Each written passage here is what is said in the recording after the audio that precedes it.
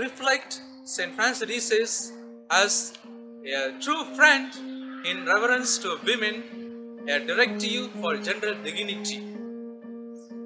St. Francis felt that he had a special charisma to understand and then work for the upliftment of the women of his time. His greatest inspiration could be the biblical figures like Blessed Virgin Mother Mary, Saint Mary Magdalene, and other women of the Gospel about whom he had mentioned in his writings. Secondly, he had inspirations from his own mother, who was very devout, had dedicated him to the service of the Lord. At the time of St. Francis de Sales, they were women who longed to live a very spiritual life, and on the other hand, there were women who led a very luxurious life as well.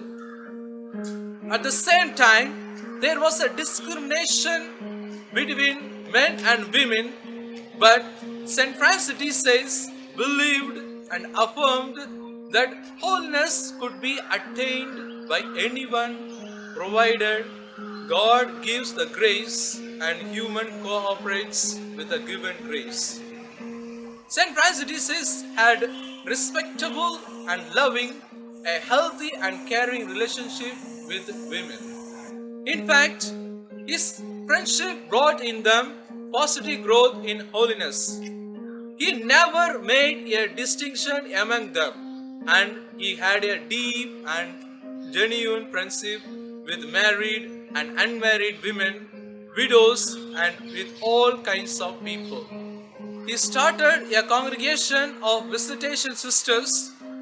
They were not only called to pray in their convents, but also they were entrusted with various apostolates to look after the people. He gave lot of time to listen to them and guide them in their growth in devotion.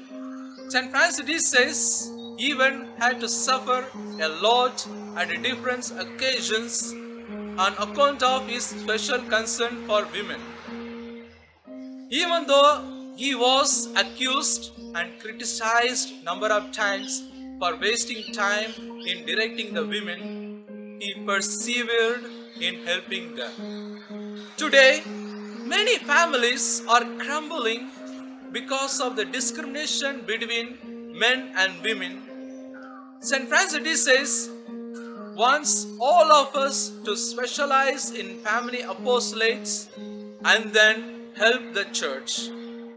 In fact, the families are the backbone of the church and cradles for vocation. The need of the hour is to help in spiritual and social growth of Christian families. Today, if St. Francis de Sales were to be among us, he would want us to take a strong and definite step against the various evils against a woman fault and stand by them. He would want us to redeem the women from all evils and violence against them and help women to live with a human dignity. As followers of St. Francis de Sales, today it is a challenge for each one of us to follow this special call of giving reverence and dignity to women of our society.